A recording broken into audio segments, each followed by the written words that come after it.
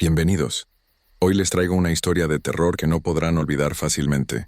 Pero antes de comenzar, quiero pedirles un favor. Según las estadísticas, el 50% de las personas que están viendo este video aún no están suscritas al canal. Te invito a que te suscribas ahora mismo. Es completamente gratis y me ayudas muchísimo a seguir trayéndoles más historias como estas. Ahora sí, apaga las luces y prepárate. Comencemos. A veces, en las noches oscuras, cuando el viento sopla entre las calles antiguas y las sombras parecen cobrar vida propia, uno se pregunta si las leyendas que nos cuentan desde niños son solo historias para asustar o si esconden algo más. Algo que sucedió de verdad. Algo que nunca debió olvidarse. Porque hay lugares donde el pasado no descansa, donde los muros guardan secretos que prefieren quedarse callados. Y hay personas que, aunque hayan desaparecido hace siglos, todavía caminan entre nosotros en forma de susurros y escalofríos. Esta es una de esas historias. En el año de 1618, en la villa de Córdoba, Veracruz, vivía un hombre llamado Rodrigo. Era un comerciante de telas que viajaba frecuentemente desde su pueblo hasta el puerto para vender sus mercancías. Rodrigo conocía bien los caminos polvorientos, las cantinas donde los marineros contaban historias del mar, y también conocía los rumores que corrían por las calles empedradas de Córdoba. Todos hablaban de ella, de la mujer que vivía sola en una casa pequeña cerca de la plaza, en el callejón de Pichocalco, una mujer de piel morena y ojos tan profundos que parecían mirar más allá de lo que uno podía imaginar. Le decían la mulata, aunque nadie sabía su verdadero nombre. Nadie sabía de dónde había venido ni quiénes eran sus padres. Simplemente un día apareció en el pueblo, como si hubiera brotado de la tierra misma. Rodrigo la vio por primera vez un domingo saliendo de misa. Llevaba un vestido sencillo, oscuro, y caminaba con la cabeza en alto, ignorando las miradas que la seguían como sombras pegadas a sus pies. Era hermosa, eso nadie lo podía negar, pero había algo más en ella, algo que hacía que la gente desviara la mirada después de observarla demasiado tiempo, algo que no se podía explicar con palabras. Las mujeres del pueblo la envidiaban, los hombres la deseaban, y todos, absolutamente todos, murmuraban sobre ella. Se decía que por las noches, cuando el resto del pueblo dormía, una luz extraña salía de las rendijas de su casa. Una luz que no era como la de las velas normales, sino algo más intenso, más vivo, como si dentro de esas cuatro paredes ardiera un fuego que nunca se apagaba. Algunos vecinos juraban haber escuchado música que venía de su interior, una melodía que no se parecía a ninguna canción que conocieran. Una música que helaba la sangre y hacía que los perros aullaran en la distancia. Rodrigo nunca le había hablado, pero la veía seguido. La veía ir al mercado, caminar por las calles, entrar a la iglesia, siempre sola, siempre en silencio. Y aunque pasaban los años, ella no cambiaba. Su piel seguía igual de tersa, su cabello igual de negro y brillante. Mientras las demás mujeres envejecían, ella se mantenía como si el tiempo no se atreviera a tocarla. Fue entonces cuando comenzaron los rumores más oscuros, que la mulata había hecho un pacto, que sabía cosas que ninguna persona común debería saber, que podía curar enfermedades con hierbas que recogía en el monte, pero también que podía hacer daño si alguien la ofendía. Algunos decían que el mismo diablo la visitaba en las noches, que entraba por su ventana y se quedaba hasta el amanecer. Otros aseguraban haberla visto hablando sola, susurrando cosas en idiomas que no existían. Las autoridades del Santo Oficio comenzaron a prestar atención. Mandaron espías, hombres que vigilaban su casa desde las sombras, esperando atraparla en algo prohibido. Pero nunca encontraban nada. Solo la veían ir a misa, rezar, comprar pan, regresar a su casa. Nada más. Hasta que llegó don Martín. Don Martín de Ocaña era el alcalde de Córdoba. Un hombre poderoso, de buenos apellidos y mejor fortuna. Tenía tierras, caballos, oro, y cuando vio a la mulata, supo que la quería para él. Comenzó a visitarla. Le llevaba regalos costosos, joyas que brillaban bajo la luz del sol, telas finas traídas desde España. Le prometió casarse con ella, hacerla una mujer respetable, darle todo lo que pudiera desear. Pero ella, con una voz suave pero firme, siempre decía lo mismo. No, una y otra vez no. Don Martín no estaba acostumbrado a que le dijeran que no. Su orgullo comenzó a transformarse en rabia, y su rabia en algo mucho más peligroso. Una obsesión que lo consumía por dentro como una enfermedad. Y así, una noche, después de otro rechazo, don Martín tomó una decisión que sellaría el destino de la mulata para siempre. La acusó ante la Santa Inquisición. Dijo que ella le había dado una bebida extraña, algo que le había hecho perder la razón, que era una bruja, una hechicera que usaba sus poderes para hacer el mal, que debía ser castigada antes de que contaminara a todo el pueblo con su presencia maldita. La noticia se esparció como el fuego.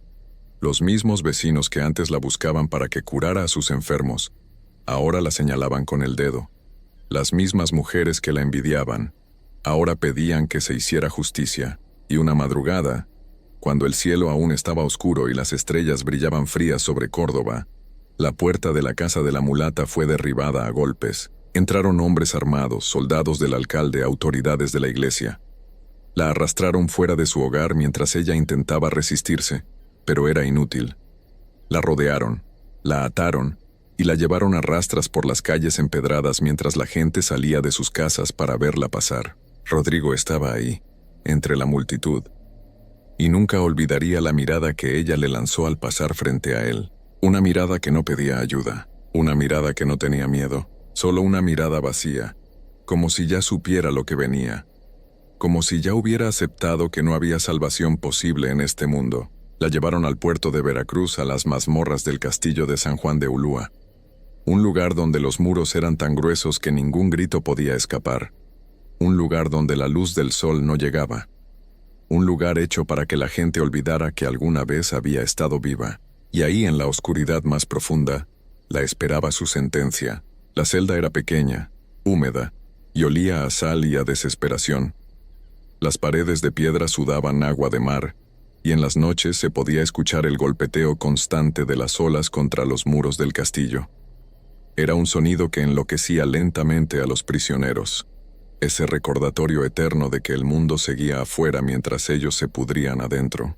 La mulata pasó días encerrada, semanas, tal vez meses. El tiempo dejó de tener sentido en ese agujero oscuro, donde solo entraba la luz a través de una rendija tan pequeña que apenas alcanzaba para saber si era de día o de noche. Los guardias la vigilaban constantemente. Habían recibido órdenes estrictas de no dejarla sola ni un momento, porque todos sabían lo que se decía de ella, que tenía poderes, que podía escapar si la dejaban, que el mismo demonio vendría por ella si le daban la oportunidad. Rodrigo, desde Córdoba, escuchaba las noticias que llegaban en boca de los viajeros. Decían que la iban a juzgar, que le harían confesar sus crímenes, que terminaría en la hoguera, como todas las que eran acusadas de brujería. Y aunque él sabía que debía quedarse callado, que no debía involucrarse, algo en su pecho le dolía cada vez que pensaba en ella encerrada en ese lugar horrible, pero no hizo nada, como todos los demás. Simplemente bajó la cabeza y siguió con su vida, tratando de olvidar esos ojos profundos que lo habían mirado aquella madrugada. En la prisión, la mulata no hablaba, no comía casi nada. Los guardias decían que parecía un fantasma, que se quedaba sentada en una esquina de su celda, con la mirada perdida en la pared de piedra, como si estuviera viendo algo que ellos no podían ver. Una noche, uno de los guardias decidió acercarse. Era un hombre joven llamado Felipe, recién llegado al puerto, que todavía no había perdido del todo su humanidad en ese trabajo cruel. Le llevó un poco más de comida, un trozo de pan menos duro que el que le daban normalmente. Ella lo miró cuando él se acercó, y por primera vez en semanas habló. Su voz era suave, casi un susurro, pero clara como el agua. Le pidió carbón. Solo eso. Un pedazo de carbón para dibujar en las paredes. Para pasar el tiempo. Felipe dudó. Las órdenes eran estrictas. Pero al ver esos ojos tan cansados, tan vacíos de esperanza, sintió lástima. ¿Qué daño podía hacer un simple pedazo de carbón?, pensó. Era solo una mujer derrotada que pronto enfrentaría su destino. Al día siguiente le trajo el carbón. Ella lo tomó sin decir nada, sin agradecer, y comenzó a dibujar. Los guardias la vigilaban desde afuera, curiosos. Primero pensaron que estaba haciendo símbolos extraños, marcas del demonio, pero cuando se acercaron a ver, se dieron cuenta de que solo era un barco. Un simple barco dibujado en la pared con trazos torpes. Las semanas pasaron. La mulata seguía dibujando. Le agregaba más detalles al barco. Las velas, los mástiles, las cuerdas. Lo hacía despacio, con cuidado, como si cada línea fuera importante, como si ese dibujo fuera lo único que le quedaba en el mundo. Los guardias se acostumbraron a verla ahí, concentrada en su obra. Incluso comenzaron a relajarse un poco. Dejaron de vigilarla tan de cerca. Algunos se quedaban dormidos durante sus turnos. Total, ella no iba a ningún lado, hasta que llegó la noche del escape. Nadie sabe exactamente qué pasó. Los guardias que estaban de turno juraron que no se durmieron, que estuvieron despiertos toda la noche. Pero cuando el sol comenzó a salir y fueron a llevarle el desayuno a la prisionera, la celda estaba vacía, completamente vacía. Las cadenas seguían en su lugar, cerradas con candado. La puerta seguía asegurada con 3 barrotes de hierro. Las ventanas eran tan pequeñas que ni un niño podría pasar por ellas. Y sin embargo, ella ya no estaba. Lo único que encontraron fue el dibujo en la pared. El barco que había estado dibujando durante semanas. Pero ahora era diferente. Ahora el barco parecía casi real, con tanto detalle que uno podía imaginar el viento moviendo sus velas. Y junto al barco, dibujada con el mismo carbón, había una figura, una mujer de pie en la cubierta, mirando hacia el horizonte. Felipe, el guardia que le había dado el carbón, fue el primero en darse cuenta. Se acercó a la pared, tocó el dibujo con manos temblorosas, y juró, hasta el día de su propia desaparición años después, que la figura de la mujer en el barco no había estado ahí la noche anterior. La noticia del escape sacudió todo el puerto. Don Martín, furioso, mandó buscarla por tierra y mar. Pusieron guardias en todos los caminos, revisaron cada casa, cada bodega, cada rincón de Veracruz, pero nunca la encontraron. Era como si se la hubiera tragado la tierra, o el mar, o algo mucho peor. Los días pasaron, luego las semanas.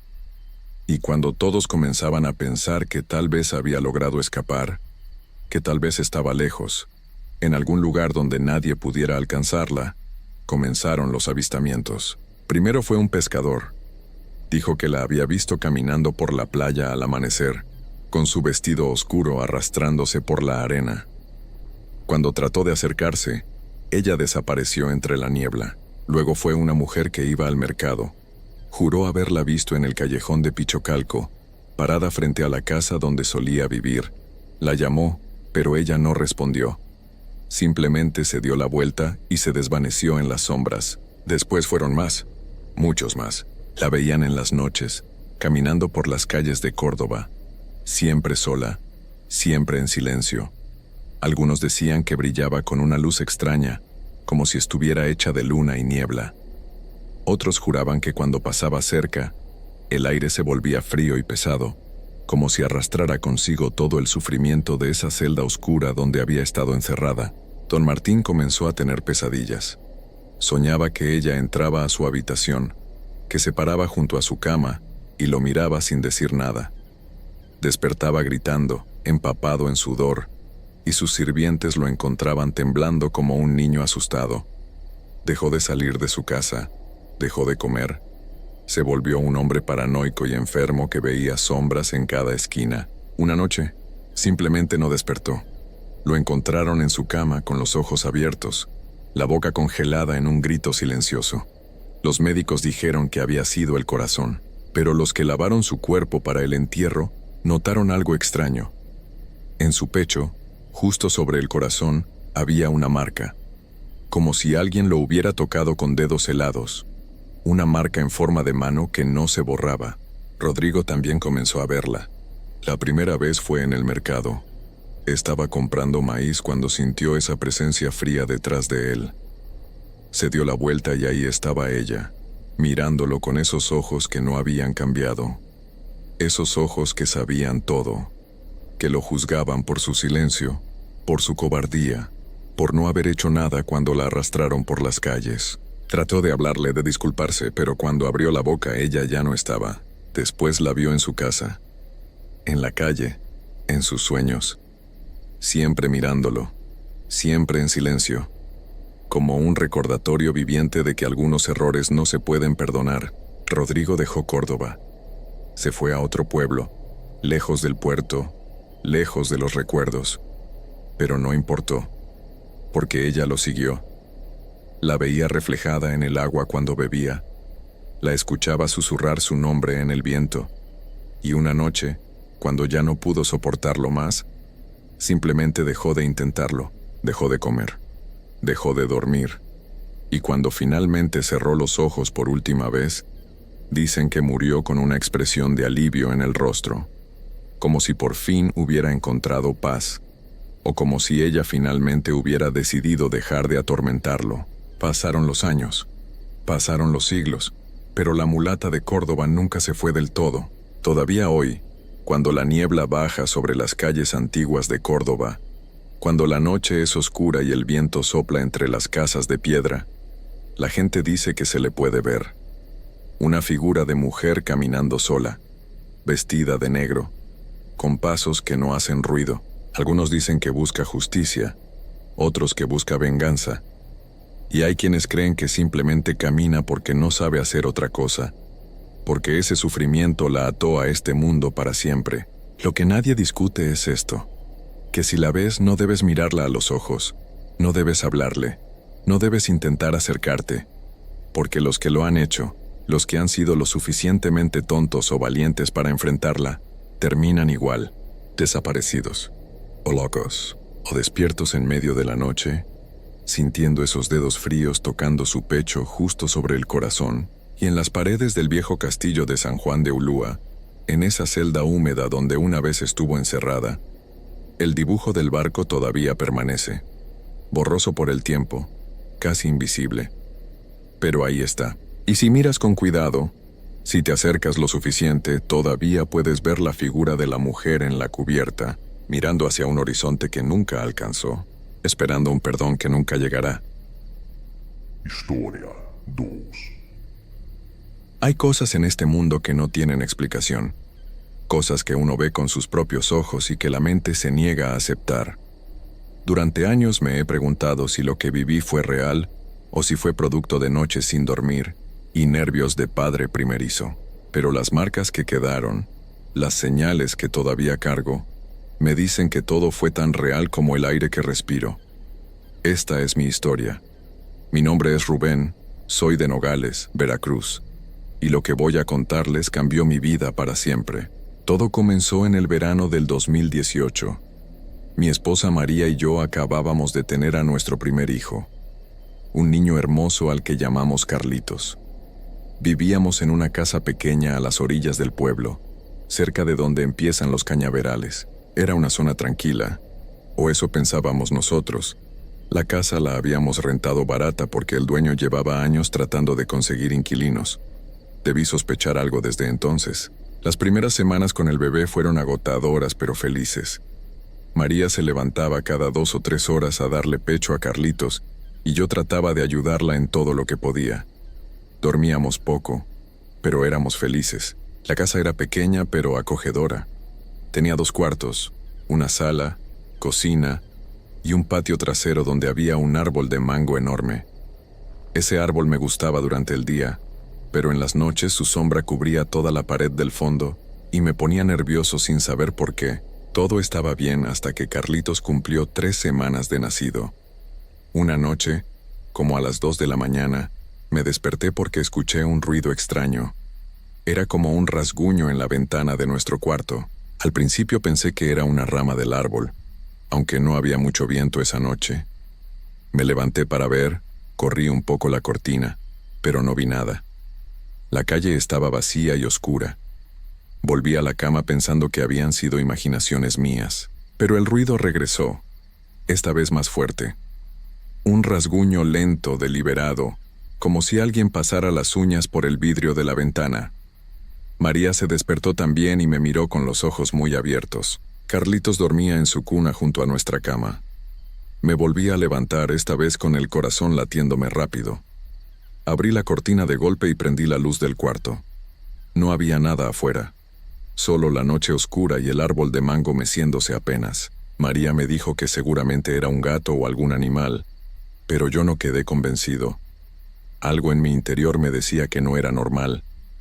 Me quedé despierto el resto de la noche, sentado en la cama, mirando hacia la ventana. No pasó nada más, pero no pude volver a dormir. La noche siguiente volvió a pasar. El mismo rasguño en la ventana a la misma hora. Esta vez me levanté más rápido y salí corriendo al patio. Busqué por todos lados con una lámpara. Nada. No había nadie. Ni siquiera huellas en la tierra suelta que rodeaba la casa. Cuando regresé al cuarto, María estaba pálida, abrazando a Carlitos. Me dijo que mientras yo estaba afuera, ella había escuchado algo más. Una voz de mujer que susurraba desde afuera, pero no logró entender qué decía. Sentí un escalofrío recorrerme todo el cuerpo. Le dije que seguramente había sido el viento, pero ninguno de los dos lo creímos. Esa noche arrastramos la cuna de Carlitos hasta el otro cuarto, el que estaba del lado contrario de la casa, lejos de esa ventana. Pensamos que así estaríamos más seguros, pero las cosas empeoraron. A la tercera noche, los rasguños se escucharon en la ventana del otro cuarto. Era imposible. Nadie pudo habernos seguido. Nadie sabía que habíamos cambiado al bebé de habitación. Y sin embargo, ahí estaban otra vez esos sonidos horribles, como uñas largas arrastrándose por el cristal. Esta vez no salí. Me quedé ahí, helado, escuchando. Y entonces lo oí claramente. Una voz de mujer, vieja y ronca, que decía desde afuera: déjenmelo probar, solo un poco. María comenzó a llorar en silencio. Yo tomé un machete que teníamos guardado debajo de la cama y me quedé parado frente a la cuna de Carlitos toda la noche. La voz siguió susurrando cosas que no lograba entender completamente, pero que sonaban como súplicas mezcladas con amenazas. Cuando amaneció y los primeros rayos de sol entraron por la ventana, todo quedó en silencio. Al día siguiente fui a hablar con don Fermín, un vecino anciano que vivía 3 casas más allá. Él llevaba toda su vida en Nogales. Le conté lo que estaba pasando, tratando de no sonar como un loco. Don Fermín se puso serio. Me hizo pasar a su casa y me ofreció un café. Luego me preguntó si el bebé era mi primer hijo.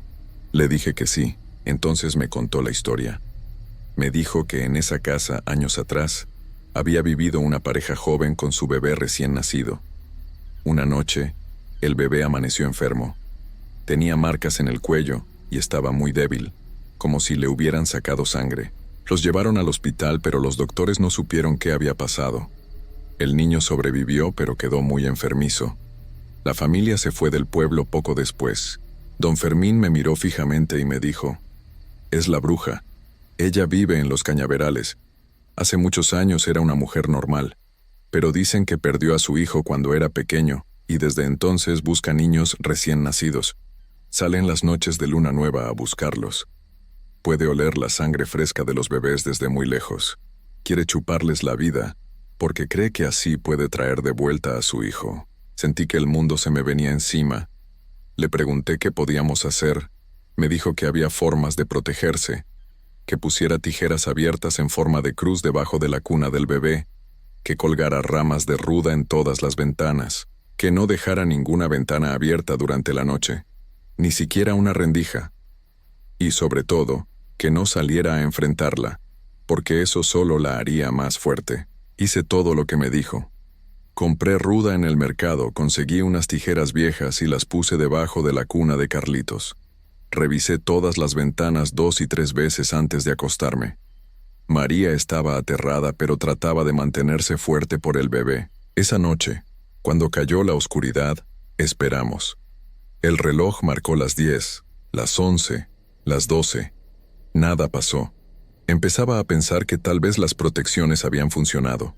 Pero entonces, justo a las 2 de la mañana, escuchamos algo diferente. Ya no eran rasguños en la ventana. Era un golpe sordo en la puerta trasera, luego otro, y otro. Alguien estaba tratando de entrar a la casa. María se aferró a mí con tanta fuerza que sentí sus uñas clavarse en mi brazo. Los golpes continuaron, cada vez más insistentes. Tomé el machete y caminé despacio hacia la cocina, de donde venían los sonidos. Mi corazón latía tan fuerte que pensé que se me saldría del pecho. Cuando llegué a la puerta trasera, los golpes se detuvieron. Todo quedó en silencio. Un silencio pesado, antinatural, como si hasta los grillos y las ranas se hubieran callado de miedo. Me quedé ahí parado, con el machete en la mano mirando la puerta. Pasaron varios minutos y nada. Entonces escuché pasos lentos, arrastrándose alrededor de la casa. Quien fuera que estuviera afuera estaba rodeando la casa, probando cada ventana, cada entrada. Podía escuchar el crujir de las hojas secas bajo sus pies. El sonido se movió de la puerta trasera hacia el costado de la casa, luego hacia el frente. Regresé corriendo al cuarto donde estaba María con Carlitos. Le dije en voz baja que cerrara la puerta con seguro y que no la abriera pasara lo que pasara. Ella me suplicó que no saliera, pero yo necesitaba saber qué estaba pasando. Necesitaba ver con mis propios ojos qué era esa cosa que nos acechaba. Fui hasta la ventana de la sala y me asomé apenas por una esquina de la cortina. Afuera, bajo la luz débil del poste de la calle, vi una figura. Era una mujer, o algo que alguna vez había sido una mujer. Estaba de espaldas a mí, mirando hacia la ventana del cuarto donde dormía Carlitos antes. Era muy delgada, casi como un esqueleto cubierto de piel. Vestía ropas oscuras y raídas.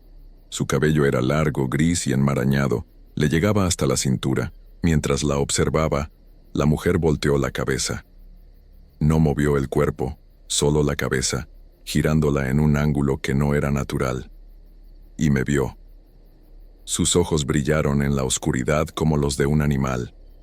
Eran amarillos, fosforescentes. Abrió la boca y vi que no tenía dientes normales, sino algo parecido a colmillos largos y manchados.